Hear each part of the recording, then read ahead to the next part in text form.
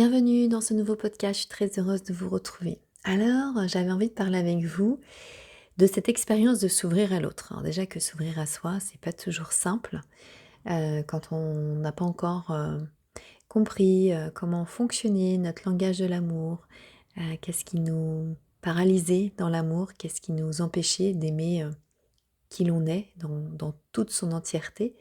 Et donc du coup, c'est souvent une armure, c'est souvent des couches et des couches et des couches que l'on met entre nous et l'autre. Et c'est vraiment accepter que la vie est faite pour être vécue, mais du coup dans les ressentis, dans les émotions, dans les sentiments. Sinon on serait vraiment des robots.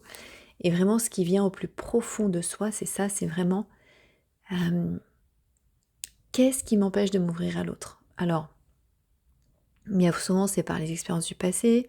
On a été trahi, on a été rejeté ou abandonné, peu importe si c'est par nos parents, si c'est par notre premier amour, si c'est par des amis, de la famille.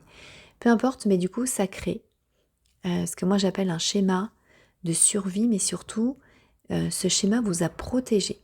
Protégé peut-être d'une douleur trop intense, d'une blessure qui fait mal, et à un moment donné, c'est d'endeuiller tout ça, c'est de venir profondément rencontrer cette partie de vous qui a juste besoin de croire de nouveau en l'amour, de nouveau à ce cœur qui s'ouvre pour soi, mais aussi pour l'autre. Et on sait que dans nos relations, quand on ouvre son cœur à l'autre, si on est en attente de quelque chose, même inconscient, d'une reconnaissance, euh, d'une part de nous qui n'est pas aimée, vous voyez l'amour qu'on vient chercher chez l'autre, la reconnaissance, le fait d'exister, tout ça fait que ça peut créer d'autres blessures. Le véritable amour, quand on s'ouvre à l'autre, c'est d'aimer sans rien attendre en retour. Alors, c'est bien plus complexe qu'on ne le pense parce que même si on pense ne rien attendre en retour inconsciemment, on a toujours nos systèmes de défense qui parlent à notre place, mais vraiment quand on peut atteindre cette relation de s'aimer l'un à l'autre sans rien attendre en retour, sans que cette personne cherche à nourrir vos manques, guérir vos blessures ou exister à travers l'autre, une fois que vous avez libéré tout ça, que vous êtes passé sur un autre état d'être, où il n'y a vraiment que l'amour qui se partage, la joie, les plaisirs, les déceptions, peu importe en fait. On est là l'un pour l'autre. On est là dans l'écoute, la bienveillance, l'accueil. Et là, bien sûr, notre cœur se nourrit, notre âme se nourrit, notre corps se détend. Et il y a une forme de joie. C'est d'une simplicité, d'une fluidité extraordinaire. Et c'est vraiment quand on est dans cette quête vraiment de relations intenses dans l'amour que l'on peut faire véritablement ces rencontres. Mais on n'est pas dans un monde de bisounours. On sait que l'autre n'a pas peut-être pas fait le chemin et peut-être en cours. On peut aussi parfois, quand on aime l'autre, réveiller une blessure parce que parfois, quand on reçoit véritablement l'amour et que l'autre n'est pas encore prêt à le recevoir, il peut déclencher des systèmes lui-même de défense qui peut être du coup un rejet, une forme de colère qui s'installe, voilà, peu importe, une forme d'envie ou de jalousie. C'est pas contre soi, c'est pas contre vous, c'est contre ce que vous lui offrez en fait. C'est cet amour qu'il n'a pas encore ou qu'elle n'a pas encore capté.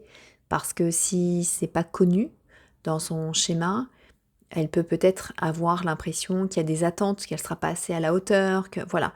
Il peut se déclencher chez elle tout un tas de choses. Et bien souvent, les gens fuient, partent, rejettent. Rejettent pourquoi? Parce qu'ils savent pas.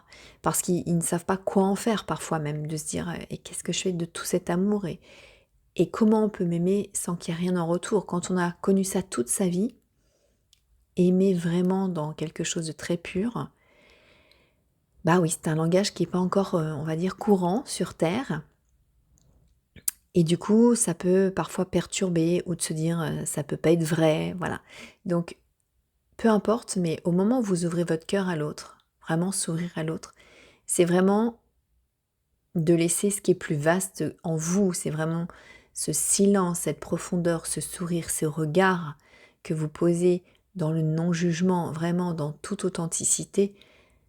Alors, peu importe ce que recevra l'autre, vous avez créé la plus belle graine d'amour qui existe dans son cœur. C'est de lui offrir en fait de la présence. Et l'amour, en fait, c'est ça. c'est être dans la présence de ce qui est, pas de ce qu'on cherche à avoir ou à percevoir ou voilà, ça c'est l'illusion.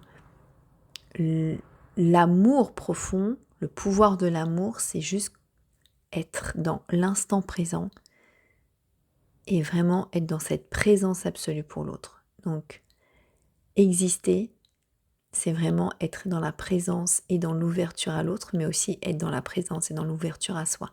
En amour, c'est ne jamais non plus s'oublier, parce que être dans la présence est une chose, mais être avec soi, c'est la plus belle preuve d'amour que l'on peut s'offrir.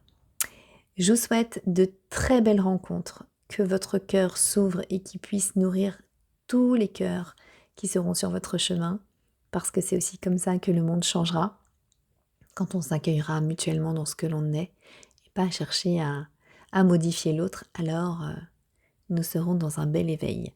Je vous embrasse très fort et je vous dis à très vite pour un autre podcast.